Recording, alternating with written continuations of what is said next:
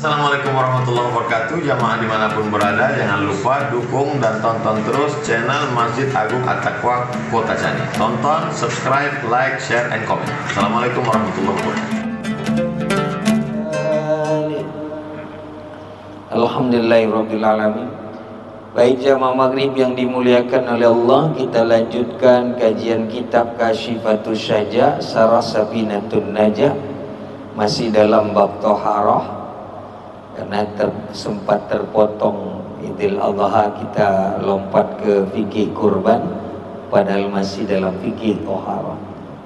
Kita baca kelanjutan kajian dalam kitab ini. Bismillahirrahmanirrahim. Faslun fi bayanil ahdath nawaqidul wudu arba'atu asya ay hadhil asya. Al-awwalu khariju min ahadis sabilain min qubulin aw duburin. Hadha bayanu lis-sabilaini aw min ay suqbin kana idza kana ahaduhuma munshaddan instidadan khalqiyan wa kana al-khariju min as-suqbati munasiban limunsaddi ka'an ansadda al-qabul fa kharaja minha baul. Allahu a'lam. Ya, segitu materinya kita bahas. Bismillahirrahmanirrahim. Faslun fi bayanil ahdas. Sekarang masuk dalam bab-bab hadas. Apa itu hadas? Kita ulang. Sebab banyak orang salah paham hadas dengan najis. Ini perbedaannya harus detail. Kalau nggak detail, bingung lagi. Apa itu hadas? Hadas itu hukum. Kalau boleh disebut kotoran, ya kotoran. Tapi hukum kotoran yang melekat pada badan, alias tidak suci kalau dia berhadas. Nah, ini hadas. Kalau dia melekat pada badan, berarti tak ada urusan di luar badan. Contoh, ada orang lagi junub, belum mandi junub, belum mandi besar, dia potong kuku, lupa naruh. Ternyata dipotong kuku yang belum mandi junub tadi dimasukkan saku, kantong baju. Dia udah mandi, ini kuku belum mandi. Sholat dia, Allahu Akbar. Selesai sholat dia rogoh kantong baju. Dia lihat ada kuku, batal sholat. Kenapa tuh? Karena hukum hadasnya masih melekat pada badan, dan dia tidak boleh dibawa dalam sholat. Nempel di baju, nempel di sajadah, nempel di badan. Nah, ini hadas. Bab ini jadi bahasa sehari-hari, hadas. Kalau ditanya paling jawabnya langsung contoh. Apa itu hadas? Langsung jawab hadas besar, hadas kecil. Iya, hadas itu apa? Nah, ini harus paham. Hadas itu hukum kotoran terhadap badan. Gara-gara itu tidak sah semua amal. Ini yang disebut hadas. Sebaliknya, apa itu najis? Ini kebalikan dari hadas. Kalau hadas melekat hukumnya pada badan, kalau najis dia kotoran di luar badan. Maka tidak bisa disebut orang kena najis langsung dia disebut najis. Misal kita ketempelan kotoran sapi, tidak bisa disebut kita jadi najis. Yang najis tetap kotoran sapinya, bukan badan kita. Cuman disebut mutan najis karena menempel najis pada diri. Maka dilebarkan contohnya nanti. Ketika ada orang habis wudhu nginjek kotoran, tidak usah wudhu lagi, karena najis tak membatalkan hadas. Najis tidak bisa membatalkan hadas. Kotoran sapi najis, wudhu itu hadas babnya. Jadi kalau dia sudah wudhu lalu nginjak kotoran, tidak perlu wudhu lagi, karena dia tidak batal karena najis. Jadi wudhu tidak batal karena najis. Adapun hadas, keluar najis dari sesuatu badan, ini babnya dari badan, bukan dari di luar badan. Kalau dari luar badan nempel ke kita, tidak batal wudhu, maksudnya najis. Jadi sekali lagi, hadas itu hukum kotoran yang melekat pada badan, menyebabkan sah atau tidak sahnya satu ibadah.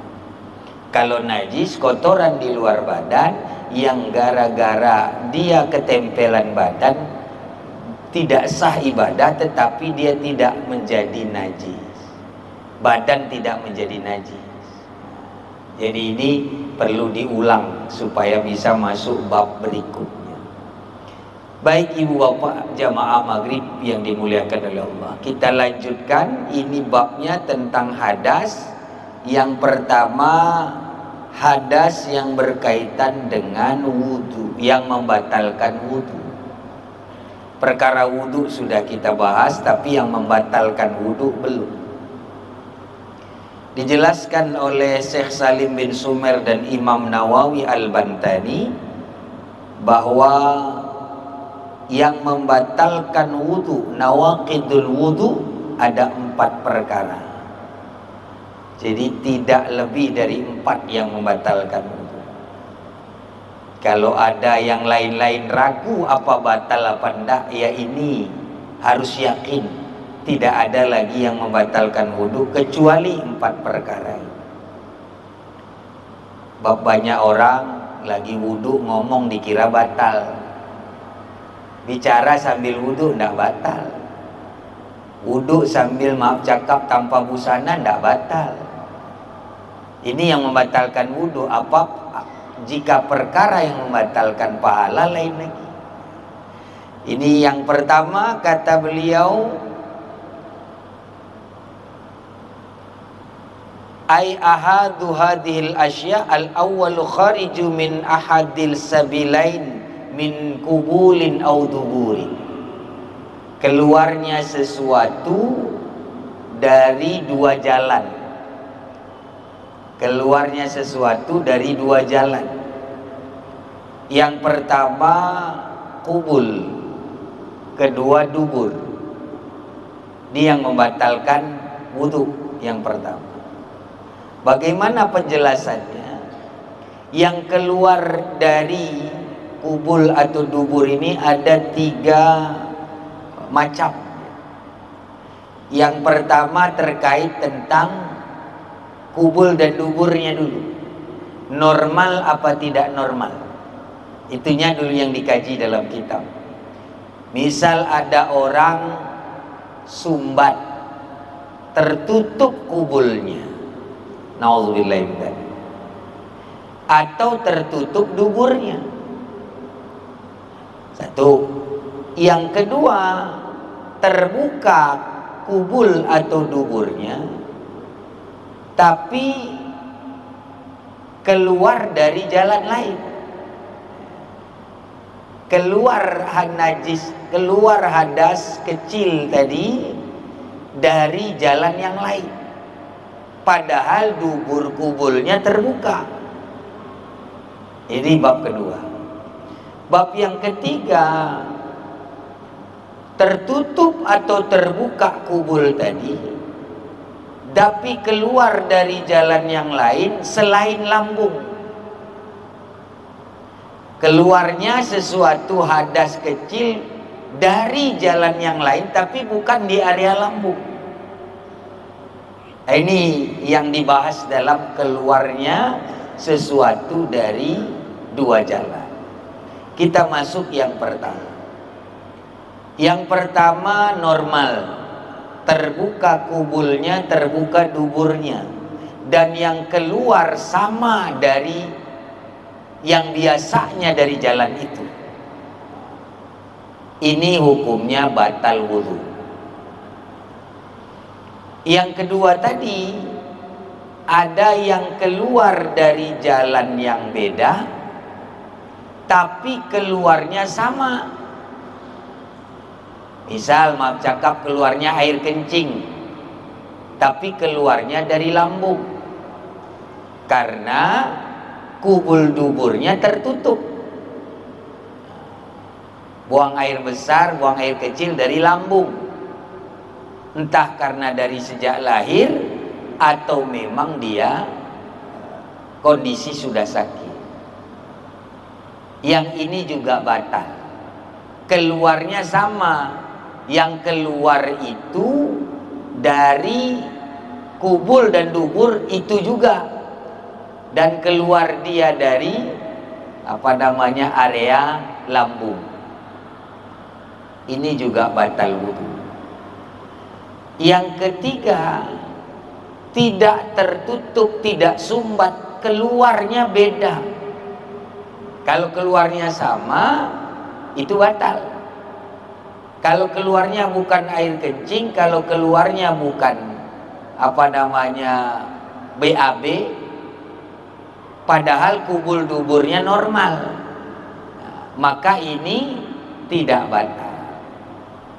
Tapi kalau keluarnya sama, walau kubul duburnya terbuka, tapi nggak keluar dari situ, maaf cakap, keluarnya tadi sesuatu yang dari area lain, dari perut kah, dari dada kah, tapi keluarnya sama dari yang biasa keluar dari kubul dubur, maka ini batal.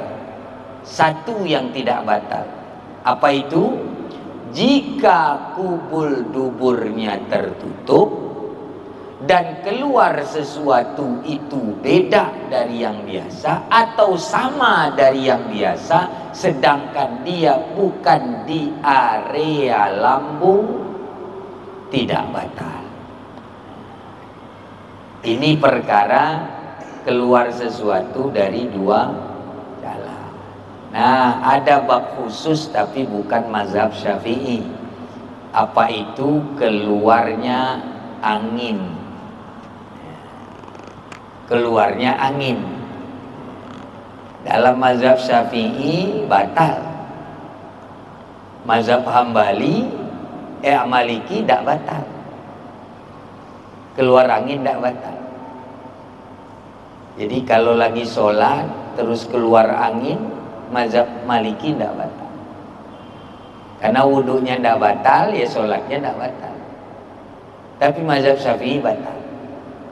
Ini babnya khusus. Nanti pada bab hilang akal, bab kedua, yang membatalkan wudhu tentang hilang akal. Tapi mohon maaf, malam ini saya tidak bisa lanjut sampai selesai karena harus kejar acara di Lawi 2. Cuman nanti bab kedua, hilang akal itu di situ nanti dibahas bagaimana orang tertidur dalam sholat Jumat. Khotib tuh banyak tuh. Ya. Khotib lagi ceramah, dia tidur mesungguh, suami totoh-totoh. Ini minggu pagi kita bahas. Nah, itu karena malam ini tidak sempat lanjut karena harus ngejar jadwal ke Lawi 2. Jadi ini dulu bab sementara malam ini. Keluar sesuatu dari dua lubang, dua jalan membatalkan wudhu. Ada 3 perkara model keluarnya tadi. Jadi kalau ada seputar itu, sebelum saya pamit, saya boleh buka 1-2 pertanyaan mungkin terkait dengan yang ini. Tapi kalau rasanya kurang malam ini, boleh ikut ngaji di Masjid Perapat Hilir Al-Ajmal besok pagi jam 9. Kalau kurang, karena ini tanggung nih ya, tanggung kali ini ya, karena kebetulan ada jadwal yang harus dikejar. Jadi kalau tanggung rasanya, kemudian kita malas mengulang minggu depan, lebih baik besok pagi datang jam 9 di Masjid Perapat Hilir. Tapi kalau tidak pun minggu depan boleh ditanya ulang ya. Tapi ini sementara saya buka 1-2 pertanyaan. sebelum saya mohon izin lebih dulu karena agak jauh ngejarnya ke lebih dulu. Silahkan. Allahu a'lam. Bismillahirrahmanirrahim. Assalamualaikum warahmatullahi wabarakatuh. Waalaikumsalam warahmatullahi wabarakatuh. Cukup jelas penjelasan yang Ustaz sampaikan tadi, Ustaz. Ya. Cuman yang menjadi pertanyaan bagi saya masalah mazhab tadi. Kalau mazhab Syafi'i keluar angin batal wudu. Ya. Kalau mazhab Maliki keluar angin tidak batal wudu. Ya. Kira-kira apa bedanya itu, Ustaz? Ya. Ya, itu satu. Kira-kira. Satu lagi, kalau kita sudah berwudu, lantas telapak tangan kita ini kena dengan kemaluan kita yang laki-laki, apakah batal wudu? Terima kasih, Ustaz. Assalamualaikum warahmatullahi wabarakatuh. Assalamualaikum warahmatullahi wabarakatuh. Baik. Jadi pertama tadi bagaimana angin itu logika hukumnya menurut Maliki apa sih? Kok nggak batal? Sedangkan menurut Syafi'i batal. Menurut Maliki itu angin itu bukan sesuatu najis. Tapi menurut Syafi'i najis. Apa hukum sifat najis? Bau, warna, rasa. Jadi angin yang keluar tadi bau enggak? Jangan itu, saya ulang sedikit. Waktu yang membatalkan, waktu kita menjelaskan ada 20 macam najis. Lebih dari 20 ini tidak ada yang najis. Salah satunya pernah kita jelaskan dalam kitab ini, asap yang dibakar. Tapi yang dibakar itu najis. Ada orang bakar di sampah nih. Kita lewat kaca mobil dibuka, masuk asap. Itu najis. Baju harus ganti kalau mau sholat. Nah, siapa yang tahu dibakar itu najis apa enggak? Ya kita kira-kira aja. Lihat di tong sampah kira-kira bersih apa najis. Kecuali dia jelas bakar kertas. Depan kantor bakar kertas, kena baju aman. Jelas kertas. Yang dibakar tong sampah. Macam-macam ada di situ. Kita lewat mobil, apalagi nih, maaf. Lewat Tiga Binanga, lewat Kabanjahi, B2 Panggang. Asapnya semeriwing sepanjang jalan. Kaca mobil tidak ditutup. Mampir di rest area sholat batal. Karena asap itu najis. Kalau yang dibakarnya barang najis. Oh, itu hati-hati. Nah, ini logika hukum Syafi'i. Bahwa bau itu bau dari barang najis itu sifat najis. Sedangkan mazhab Maliki tadi, angin bukan sesuatu yang keluar dari hadas besar, hadas kecil. Seperti buang air besar, buang air kecil. Karena ini urusan dua lubang, kubul dan dubur, seperti yang di perkara yang 3 macam tadi. Dia keluarnya yang normal, yang biasa keluar atau bukan biasa keluar. Dan keluar yang biasa itu biasanya itu disebut benda najis, yaitu kalau nggak BAB, BAK. Tapi angin tidak termasuk disebut najis. Alasan kedua, angin itu tidak mengeluarkan sesuatu perkara yang ain hukum, kira-kira gitu. Tapi perkara yang lain. Nah, ini alasan yang pertanyaan pertama. Pertanyaan kedua, apakah menyentuh alat kelamin? Ya, gitu ya. Batal dengan telapak tangan atau punggung tangan. Memang ini yang saya janjikan tadi, tidak cukup waktu kita. Yang pertama, membatalkan wudhu itu memang keluar suatu dari 2 jalan. Kedua, hilang akal. Ketiga, bersentuhan yang bukan muhrim, yang mahram, muhrim mahram. Yang ketiga, menyentuh alat kelamin. Yang keempat, menyentuh alat kelamin. Jadi 4 itu. Jadi memang nanti bab keempat ada pembahasan. Tapi karena ditanya, tidak masalah. Ada pendapat kalau menyentuh dengan punggung tangan tidak batal, tapi lemah. Sudahlah, mau telapak tangan atau punggung tangan, kalau nyentuh kelamin batal tanpa ada lapisan. Jadi itu yang paling kuat pendapat. Yang lemah tadi dengan punggung tangan tidak batal, tapi dengan telapak tangan batal. Karena apa? Ini alasannya harus diberitahu. Karena yang disebut memegang dengan menyentuh kan beda. Kalau memegang oke lah dengan telapak tangan. Ini bahasanya menyentuh. Jadi bahasanya mashu dengan imsak, mashu dengan masku itu beda. Menyentuh atau dengan memegang itu beda. Jadi agak lemah, kecuali disebut memegang alat kelamin baru betul telapak tangan. Belum pernah kita dengar ada orang megang begini, belok begini. Ini bukan megang, menyentuh. Jadi megang. Ya kira-kira gitu alasannya. Tapi lebih luas nanti Pak di bab keempat kita bahas rinci tentang menyentuh alat kelamin. Allahu a'lam. Ada satu lagi mungkin.